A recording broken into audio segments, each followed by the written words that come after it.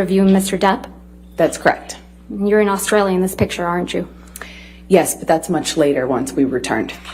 You can see that Mr. Depp's right hand is bandaged, right?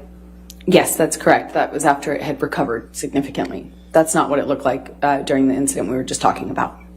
It seems like the ex-celebrity couple kept a love journal where they shared letters with each other, and from the cover of the book we can see a loving picture of Amber, who seems significantly fine compared to Johnny with a bandaged finger. Now, compared to the tale from Amber about what transpired in Australia a few days before this picture was taken, and the way she seems happy hugging her then husband, it just doesn't match at all. This is the same man who punched you, kicked you, and even sexually assaulted you with a bottle you perceive to have been broken.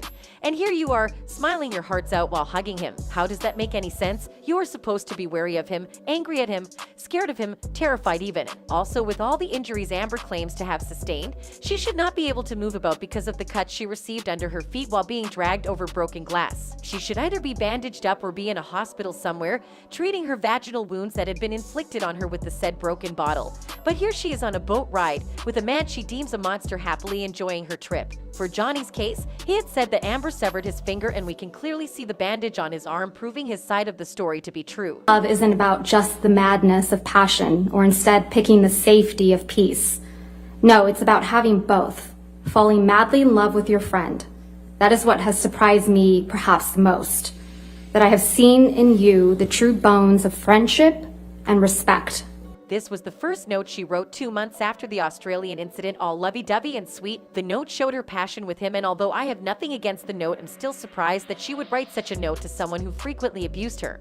Someone who even beat her sister. Did she figuratively mean the devouring and ripping apart? Because at this point, I believe I can trust Amber to do crazy things. She herself confirms that it's a love note and that she herself wrote it. She also says that they had gone to a honeymoon phase after the August Australian incident.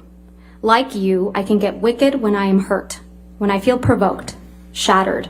And last night I was.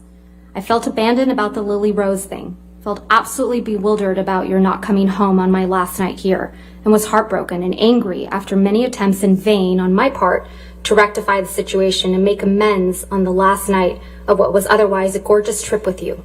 I am so sorry for my part. None of this is meant to be an excuse for hurting you. Because the truth is, nothing is.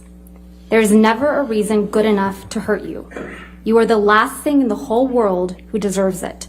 Last person I ever meant to hurt. I love you, Steve. I am forever yours, Slim.